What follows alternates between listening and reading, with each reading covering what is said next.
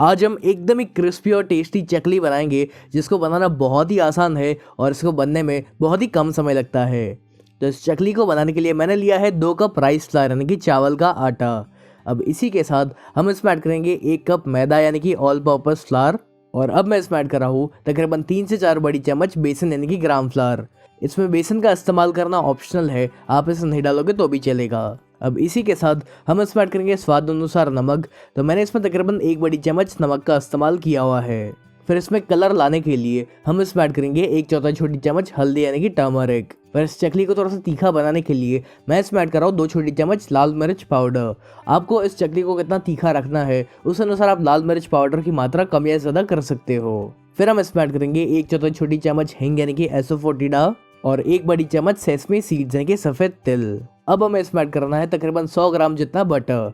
आप यहाँ पर तेल का इस्तेमाल मत करेगा, अगर पॉसिबल हो तो आप भी तेल की जगह पर बटर का ही इसमें इस्तेमाल करें। शायद आपको लग रहा होगा कि इसमें बटर की मात्रा थोड़ी सी ज़्यादा है, लेकिन ऐसा नहीं है क्योंकि ये जो चकली हम बना रहे हैं इसको हम ज़्यादा क्वांटिटी में बना रहे हैं तो इतना बटर तो लगेगा ही। यदि आप इसमें बहुत ही कम बटर या फिर तेल का इस्तेमाल करते हो तो फिर आपकी जो चकली है ये काफ़ी हार्ड बनेगी।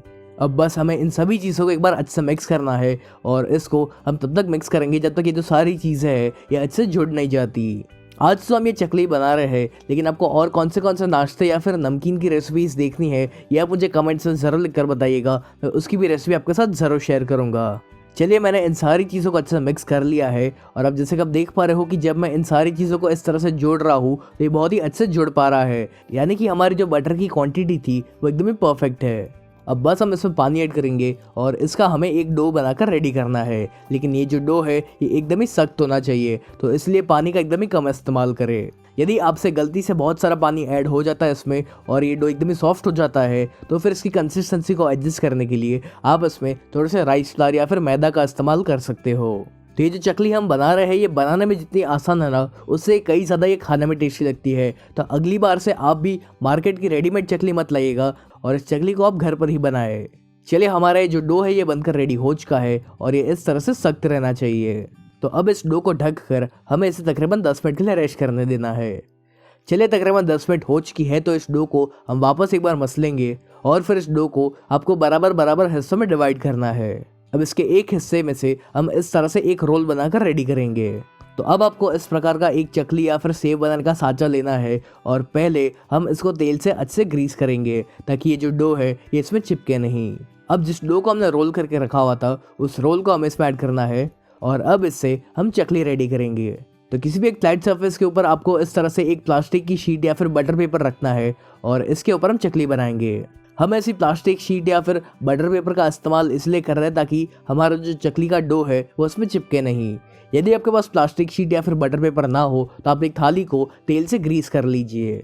तो चकली बनाने के लिए आपको इस सेव मेकर को प्रेस करते जाना है और इसको हम इस तरह से गोल गोल घुमाते जाएंगे।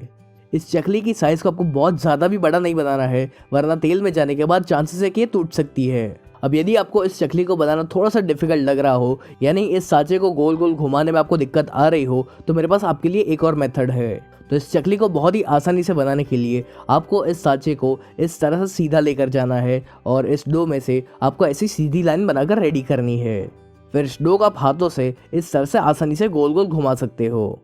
तो आपको ये दोनों मेथड्स में से कौन सी मेथड सबसे ज़्यादा पसंद आई ये आप मुझे कमेंट से ज़रूर बताइएगा। चलिए, इसी तरह से मैंने ये और भी चकली बनाकर रेडी कर ली है। तो अब बारी आती है उसको फ्राई करने की। तो इसको फ्राई करने के लिए जो सबसे इम्पॉर्टेंट चीज़ है वो ये है कि आपका जो तेल का तापमान है वो मीडियम गर्म होना चाहिए।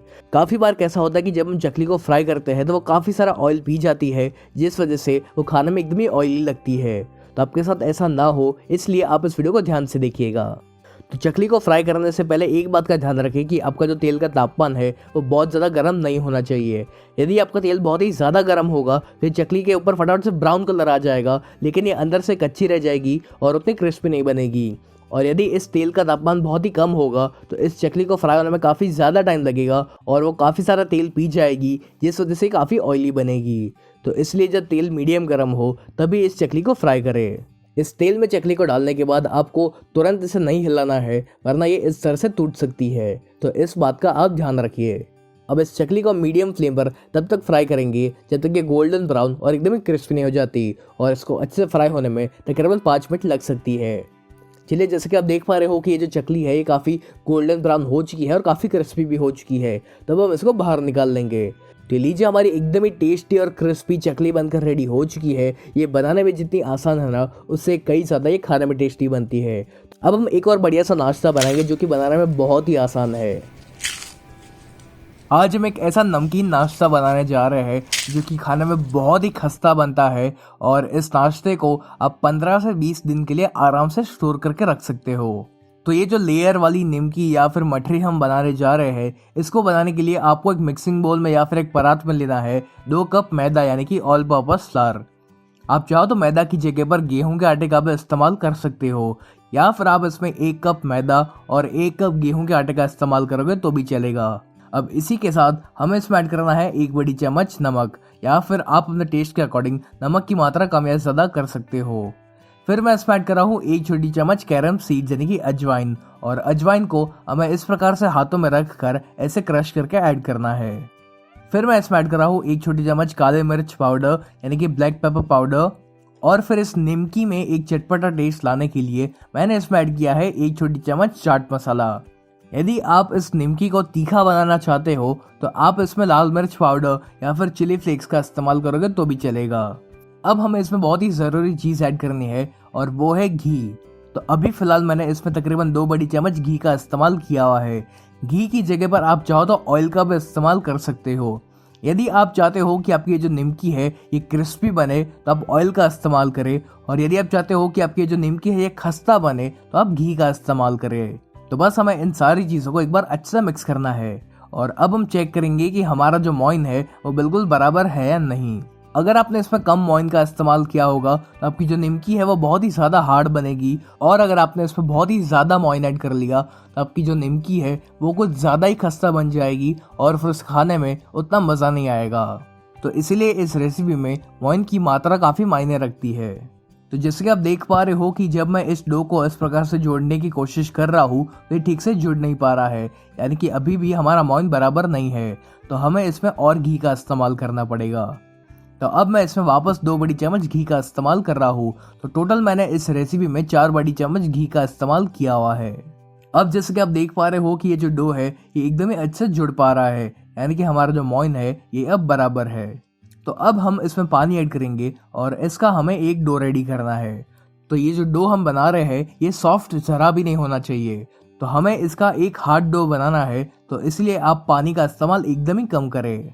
आज तो हम ये लेयर वाली निमकी बना रहे हैं, लेकिन आपको और कौन से नमकीन नाश्ते की रेसिपीज देखनी है ये आप मुझे कमेंट करके ज़रूर बताएं, ताकि मैं आपके साथ वो सारी रेसिपीज जल्द से जल्द शेयर कर सकूं।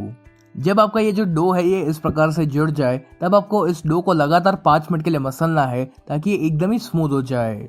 मैंने इस डो को 5 मिनट के लिए अच्छे मसल दिया है और अब हमारा जो डो है ये रेडी हो चुका है। तो अब इस डो को हम ढक कर इसे हम तकरीबन 10 मिनट के लिए रेस्ट करने देंगे, और जब तक ये डो रेस्ट करता है तब तक हम साटा बनाएंगे। तो ये जो साटा है इसको बनाने के लिए मैंने एक बोल में लिया है 2 बड़ी चम्मच घी। ध्यान रहे कि इस साटा को बनाने के लिए आपको जमे हुए घी का इस्तेमाल करना है। आप चाहो तो इसकी जगह पर बटर का भी इस्तेमाल करोगे तो भी चलेगा। इसी में हम ऐड करना है 2 बड़ी चम्मच कॉर्न स्टार्च, और फिर इसमें जाएगा 2 बड़ी चम्मच राइस फ्लावर यानी कि चावल का आटा। ये साटा हम इसलिए बना रहे हैं ताकि आपकी जो निमकी है इसमें काफी सारे लेयर्स अच्छे से बन पाए और हर एक लेयर एकदम ही खस्ता बन सके। तो इस साटा को आपको तब तक फेंटना है जब तक कि एकदम ही स्मूथ और क्रीमी नहीं हो जाता। चलिए जैसे कि आप देख पा रहे हो कि ये जो साटा है ये रेडी हो चुका है और ये इतना स्मूथ और क्रीमी होना चाहिए। अगर आपको लगता है कि आपका ये जो साटा है ये बहुत ही लिक्विडी बहुत ही ढीला है तो फिर आप इसमें और कॉर्न स्टार्च या फिर चावल का आटा डाल सकते हो। चलिए अपना ये जो साटा है ये रेडी हो चुका है और हमारे डो को भी रेस्ट किया तकरीबन 10 मिनट हो चुकी है। तो इस डो को हम वापस 1 मिनट के लिए मसलेंगे। अब इस डो में से हमें इस प्रकार से मीडियम साइज के बॉल्स बनाने हैं, और फिर इस बॉल को आपको किसी भी एक चकले के ऊपर या फिर फ्लैट सरफेस के ऊपर रखना है, और अब हम इस डो को बेलेंगे।